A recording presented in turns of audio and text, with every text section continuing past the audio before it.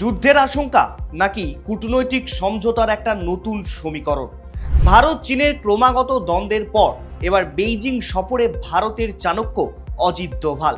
25শে August বেইজিংয়ে অনুষ্ঠিত হতে চলেছে 25তম স্পেশাল রিপ্রেজেন্টেটিভ বা এশার বৈঠক, যেখানে চীনের বিদেশমন্ত্রী ওয়াং ই এবং অজিত দোভাল দুজনেই উপস্থিত থাকবেন। তবে কি এশার বৈঠকে যোগ দিতে এবার রেড জোনে প্রবেশ করলেন ভারতের এনএসএ অজিত দোভাল স্যার? কিন্তু কি এই এশার বৈঠক এবং কেন এই বৈঠককে এতটা গুরুত্ব দেওয়া হচ্ছে? চীন সীমান্তে যখন নতুন করে উত্তেজনার পারদ বাড়ছে, ঠিক তখনই কেন বেইজিংয়ে পা রাখলেন ভারতের উপদেষ্টা অজিত দোভাল? তবে কি 2020 সালের গালওয়ান সংঘর্ষের পর যে সম্পর্ক দীর্ঘ সময় ধরে টানাপোড়েনের মধ্যে ছিল, সেই সম্পর্কই কি এবার ধীরে ধীরে নতুন স্বাভাবিকতার দিকে এগোচ্ছে? আর সবচেয়ে বড় প্রশ্ন, সেপ্টেম্বরে দিল্লিতে ব্রিক্স সাবমিটের আগে অজিত দোভালের এই বেইজিং সফরে ঠিক কি কি বিষয়ে আলোচনা হতে চলেছে এই দুই দেশের মধ্যে? চলুন আজকের আলোচনায় এই পুরো বিষয়টা একে একে বুঝে নেওয়া যাক। নমস্কার, আমি কুন্তল আর আপনারা দেখছেন টক টিপ বাংলা। ভারত চীন সম্পর্কের ক্ষেত্রে এই মুহূর্তের সবথেকে গুরুত্বপূর্ণ খবর হলো জাতীয় নিরাপত্তা উপদেষ্টা অজিত দোভালের বেইজিং সফর, যা নিয়ে এখন চর্চা চলছে। কিছুদিন আগেই অরুণাচল সীমান্তে চীনাদের দখলদারির প্রচেষ্টা এবং আরও অনেক দ্বন্দ্ব দেখা গিয়েছিল। তাহলে কেন অজিত দোভাল স্যার বেইজিং সফরে গেলেন? এই প্রশ্নটাই এখন আপনার মনে ঘুরপাক খাচ্ছে কি, তাই তো? আসলে কোনো দেশের উপদেষ্টা যখন অন্য দেশে সফরে যান, তখন দুই দেশের সীমান্ত নিয়ে একটা বড় আলোচনা লক্ষ্য করা যায়। এবার যেহেতু এই দুই দেশের মধ্যে সীমান্ত সংঘাত নিয়ে বেশ টানাপোড়েনে রয়েছে, সেই কারণে দোভালের বেইজিং সফর কিন্তু খুবই গুরুত্বপূর্ণ আজকের দিনে দাঁড়িয়ে। অন্যদিকে বেইজিংয়ে অনুষ্ঠিত হতে চলেছে স্পেশাল রিপ্রেজেন্টেটিভস বা এশার বৈঠক, যা আগামীকাল অর্থাৎ 25শে অগস্ট অনুষ্ঠিত হবে। আর এই বৈঠকেই ভারতের পক্ষে থাকছেন অজিত দোভাল স্যার এবং চীনের পক্ষে আলোচনায় থাকছেন চীনের বিদেশমন্ত্রী তথা পলিট ব্যুরোর সদস্য ওয়াং ই। ফলে সীমান্ত নিয়ে একটা আলোচনা হওয়ার প্রবল আশঙ্কা কিন্তু দেখা যাচ্ছে ইতিমধ্যেই। কিন্তু প্রশ্ন হলো, এই এশার বৈঠক আসলে কি? দেখুন, এশার কথার অর্থ হলো স্পেশাল রিপ্রেজেন্টেটিভ, বাংলা ভাষায় যাকে বলে বিশেষ প্রতিনিধি।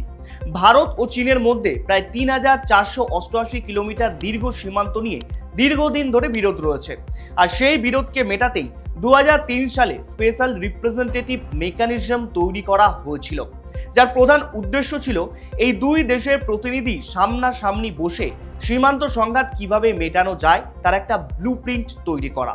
আর সেই বৈঠকেই এশার বৈঠক বলা হয়।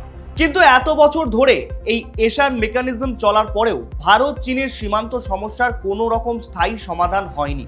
তাহলে প্রশ্ন হচ্ছে, এই 25তম এশার বৈঠকেই বা কি এমন হতে চলেছে যার জন্য অজিত দোভালের বেইজিং সফর এতটা গুরুত্বপূর্ণ? এই প্রশ্নের উত্তর খুঁজতে গেলে আমাদের একটু পিছনে ফিরে যেতে হবে। 2020 সালের গালওয়ান সংঘর্ষের পর থেকেই ভারত এবং চীনের সম্পর্ক আরও তলানিতে এসে পৌঁছায়। এ বিষয়ে ভারতের বিদেশমন্ত্রী এস জয়শঙ্করও ভারত এবং চীনের সম্পর্কের উল্লেখ করেছিলেন। ফলে এলএসি বা লাইন অফ অ্যাকচুয়াল কন্ট্রোলে দুই দেশের সেনা মোতায়েনও বেড়ে যায় এবং পরিস্থিতি ক্রমশ জটিল হয়ে ওঠে। এরপর পরিস্থিতি নিয়ন্ত্রণে আনতে শুরু হয় একের পর এক সামরিক এবং কূটনৈতিক আলোচনা। কিন্তু তবুও এই সীমান্তের সমস্যার সমাধান কিন্তু এখনো পর্যন্ত সম্ভব হয়নি। আর এখানেই অজিত দোভালের বেইজিং সফর কিন্তু গুরুত্বপূর্ণ হয়ে উঠছে। কারণ ভারত বারবার বলে এসেছে, সীমান্তে শান্তি ও স্থিতিশীলতা না থাকলে ভারত চীন সম্পর্ককে পুরোপুরি স্বাভাবিক করা সম্ভব নয়। ফলে এখন অজিত দোভাল বেইজিং সফরে গিয়ে সীমান্ত সংঘাত মেটানোর একটা শেষ চেষ্টা চালাতে পারে। কেননা আমরা এর আগে দেখেছি অজিত দোভালের হাত ধরে ভারত অনেক বড় বড় অপারেশন বা মিশনে জয়ী হয়েছে, যে কারণে এখন অজিত দোভালের এই বেইজিং সফর কিন্তু খুবই গুরুত্বপূর্ণ হয়ে উঠছে। সাম্প্রতিক সময়ে অরুণাচল প্রদেশের টাস্কিং এলাকা নিয়ে চীনা অনুপ্রবেশের অভিযোগ সামনে এসেছে এবং অরুণাচল প্রদেশে এমনিতেই ভারত চীন সম্পর্কের অন্যতম সেন্সিটিভ জায়গা। চীন দীর্ঘদিন ধরে অরুণাচলকে নিজেদের এলাকা বলে দাবি করে আসছে এবং ভারত সেই দাবি কিন্তু সরাসরি প্রত্যাখ্যান করেছে প্রত্যেকবারই। ফলে এই অঞ্চলে কোনো নতুন ঘটনা তৈরি হলে তার প্রভাব শুধু সীমান্তে নয়, এই দুই দেশের কূটনৈতিক সম্পর্কের ওপরও পড়তে পারে। তাহলে প্রশ্ন হচ্ছে, এমন একটা সময় কেন অজিত দোভাল স্যার বেইজিং গেলেন? এর পেছনে একটা কূটনৈতিক কারণ লুকিয়ে রয়েছে। চলুন একবার সেটা দেখে নেওয়া যাক। দেখুন, ভারত এবং চীন এই দুই দেশই একে অপরের সঙ্গে প্রতিযোগিতায় রয়েছে, কিন্তু তার পাশাপাশি এই দুই দেশেরই একে অপরের প্রয়োজন রয়েছে। চীনের জন্য ভারত শুধু একটি প্রতিবেশী দেশ নয়, বরং বিশ্বের অন্যতম বড় অর্থনীতি এবং একটা গুরুত্বপূর্ণ আঞ্চলিক শক্তি। অন্যদিকে ভারতের কাছেও চীন একটা অত্যন্ত গুরুত্বপূর্ণ প্রতিবেশী এবং অর্থনৈতিক শক্তি। কেননা সেমিকন্ডাক্টরে এখনো চীন কিন্তু সব থেকে টপে র্যাঙ্ক করছে। এছাড়াও কম দামে নানা রকমের প্রোডাক্ট, রেয়ার আর্থ মিনারেল এবং ওষুধ, এই সব ক্ষেত্রেই চীনের একচেটিয়া দখল রয়েছে।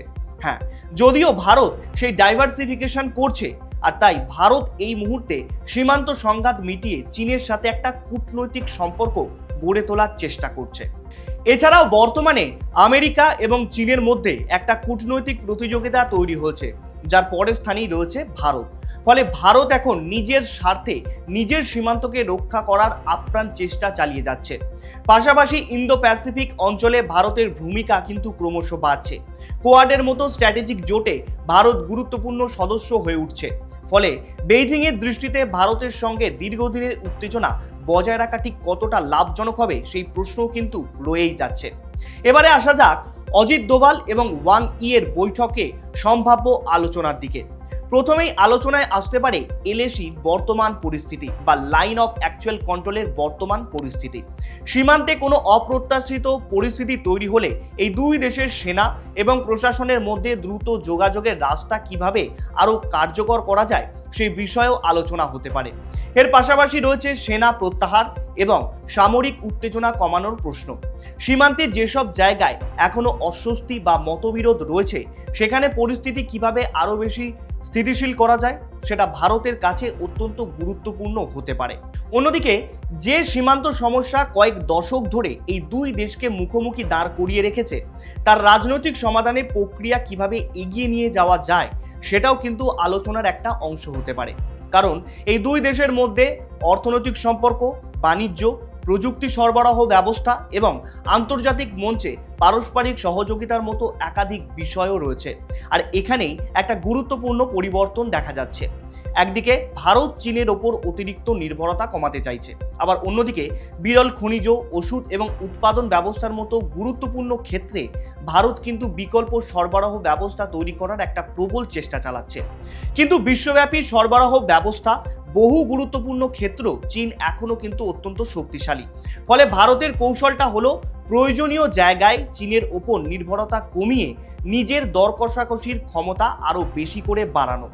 এছাড়াও সেপ্টেম্বরে দিল্লিতে হতে চলা ব্রিক্স শীর্ষ সম্মেলনে এই সফরে আরও একটি গুরুত্বপূর্ণ দিক। এই সম্মেলনের আগে ভারত চীনের মধ্যে উচ্চ পর্যায়ের এই আলোচনা কেবল দুই দেশের দ্বিপাক্ষিক সম্পর্কের মধ্যেই সীমাবদ্ধ থাকবে না, বরং ব্রিক্সের মঞ্চেও এই দুই দেশের ভবিষ্যৎ সমীকরণের ওপর কিন্তু এর একটা বড় প্রভাব পড়তে পারে। আর যদি এই সময়ের মধ্যে চীনের প্রেসিডেন্ট শি জিনপিং এর ভারত সফরের বিষয়টাও কিন্তু বাস্তবে এগিয়ে যায়, তাহলে পরিস্থিতি কিন্তু আরও বেশি গুরুত্বপূর্ণ হয়ে উঠবে। কারণ তখন সরাসরি দুই দেশের শীর্ষ নেতৃত্বের মধ্যে বৈঠকের সম্ভাবনা তৈরি হবে। আর সেই বৈঠকে সীমান্তের পাশাপাশি বাণিজ্য, অর্থনীতি, আঞ্চলিক নিরাপত্তা এবং ভবিষ্যৎ ভারত চীন সম্পর্কের দিকে এগিয়ে নিয়ে যেতে পারে বা আলোচনা হতে পারে তাদের পরবর্তী পদক্ষেপের বিষয়ে। এ বিষয়ে আপনি কি বলবেন? আপনার মতামত জানাবেন কমেন্ট করে। এরকম বিস্তারিত আলোচনার ভিডিও পেতে এখনই সাবস্ক্রাইব করুন আমাদের চ্যানেল টক টিপ বাংলা। ধন্যবাদ।